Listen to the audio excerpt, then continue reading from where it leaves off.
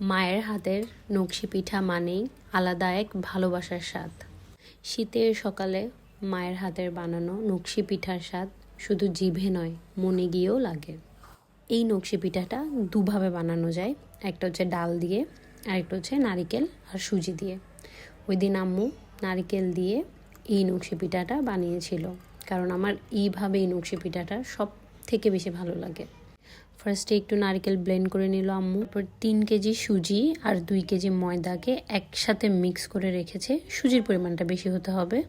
এখন ব্লেন্ড করা নারকেলের মধ্যে পানি অ্যাড করে ওইটা চুলায় বসিয়ে দিবে।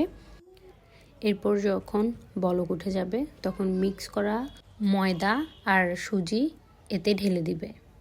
এই পর্যায়ে স্বাদ মতো লবণও অ্যাড করে দিতে হবে। বলক উঠে গেলে মিক্স করা ময়দা আর সুজি ভালোভাবে এতে মিক্স করে নিতে হবে। দেখতেই পাচ্ছেন মিক্স করা শেষ। এখন এটা হচ্ছে মথার পালা। যত ভালো এটা মথতে পারবেন পিঠাটা ঠিক ততটাই মজা হবে। এটাকে একদম মথে একদম সফট করে ফেলতে হবে। ডোটা একদম সফট হবে। এই পর্যায়ে যদি ডোটা একটু শক্ত থেকেও যায়, আপনারা কুসুম গরম পানি দিয়ে আবার এটাকে একটু হাতে কুসুম গরম পানি নিয়ে এটাকে ভালোভাবে মথে ডোগুলাকে একদম সফট করে ফেলবেন। ঠিক এই যে এরকম কনসিস্টেন্সি থাকবে। এই পর্যায়ে আমার আম্মু শিরার জন্য একটু চিনি, পানি, কিছু তেজপাতা আর হচ্ছে এলাচ দিয়ে চুলায় বসিয়ে দিয়েছে। অ্যান্ড এখন পিঁড়িতে হচ্ছে একটু তেলটাকে একটু ব্রাশ করে নিব। দেন পরিমাণ মতো ডোটা নিয়ে ওইটাকে মধ্যে সুন্দরভাবে বেলে নিব। অ্যান্ড এইখানে রুটিটা কিন্তু একটু মোটা হতে হবে, মানে ভালো পরিমাণে ঠিক থাকবে। যে দেখতে পাচ্ছেন এরকম মোটা থাকবে রুটিটা, তাহলে ডিজাইনগুলো সুন্দর হয় খুব বেশি। এখন জাস্ট মনের মতো করে কাটবেন আর ডিজাইন করবেন। পাতা ডিজাইন, হয়তো বা লাভ ডিজাইন, হয়তো বা ফুল টাইপের ডিজাইন, এক একটা এক এক রকম করে করবেন। যেমন এই যে এখানে আমার আম্মু কেটে নিচ্ছে গোল করে, এটাকে হচ্ছে গোল টাইপের ডিজাইন দেবে। যে এখানে পাতা টাইপের ডিজাইন করলো।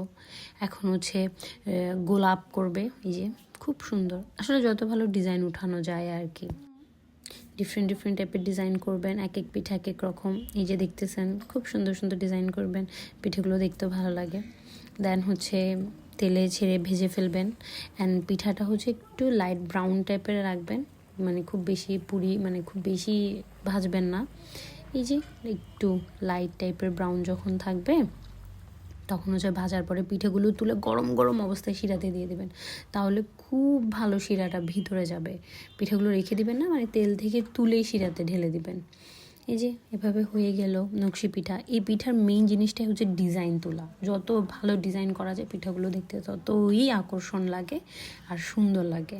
অ্যান্ড বেস্ট একটা পিঠা, মানে বাহিরে ক্রাঞ্চ, ভিতরে সফট, তার সাথে নারিকেল, খুবই মজার একটা পিঠা।